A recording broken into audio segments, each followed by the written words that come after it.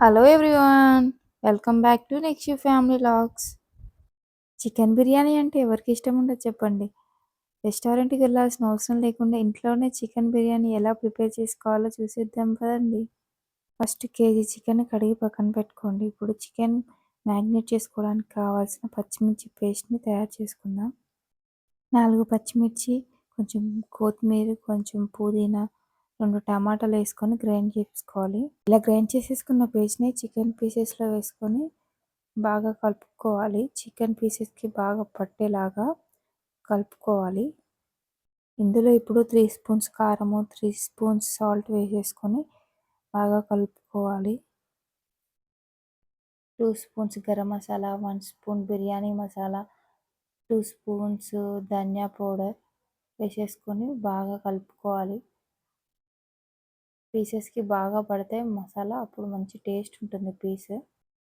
2 spoons oil, 1 cup పెరుగు వేసేసుకొని కలుపుకోవాలి. నిమ్మరసాన్ని పిండుకొని కలుపుకోవాలి. దాల్చిన చెక్క, 4 యాలకులు, 4 లవంగాలు, కొంచెం సాజీరా, ఒక బిర్యానీ ఆకు వేసేసుకొని బాగా కలుపుకొని ఒక 1 అవర్ ఫ్రిడ్జ్‌లో పెట్టేసుకోవాలి.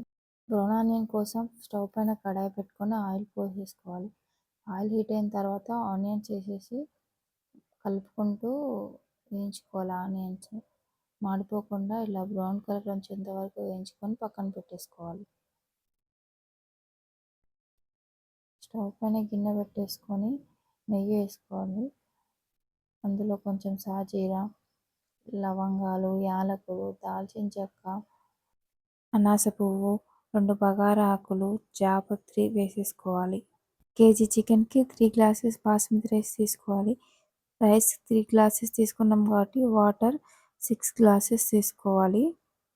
వాటర్లో కొంచెం సాల్ట్, కొంచెం పుదీనా, కొంచెం కొత్తిమీర యాడ్ చేసుకొని బాగా మరగనివ్వాలి వాటర్ని. ఇంకో స్టవ్ పైన గిన్నె పెట్టేసుకొని నెయ్యి వేసుకోవాలి 1 టేబుల్ స్పూన్. మనం 1 అవర్ ఫ్రిడ్జ్లో పెట్టుకున్న చికెన్ తీసేసుకొని అందులో వేసేసుకోవాలి. ఆ గిన్నెలో వాటర్ పోసేసుకొని ఒక 10 మినిట్స్ ఉడకనివ్వాలి. ఇప్పుడు వాటర్ మరిగిపోయాయి కాబట్టి మనం 1 అవర్ నానబెట్టుకున్న రైస్ని అందులో వేసేసుకోవాలి. రైస్ని 70% ఉడికించుకోవాలి. చికెన్ 10 మినిట్స్ ఉడికిన తర్వాత స్టవ్ ఆఫ్ చేసేసుకోవాలి. రైస్ 70% ఉడికిందా లేదా చెక్ చేసుకోవాలి. ఉడికిపోయింది. ఉడికించిన చికెన్ పైన రైస్ని వేసేసుకోవాలి లేయర్స్ లాగా. ఒక లేయర్ వేసేసుకొని దానిపైన పుదీనా, కొత్తిమీర, బ్రౌన్ ఆనియన్స్, కొంచెం ఫుడ్ కలర్ యాడ్ చేసేసుకోవాలి.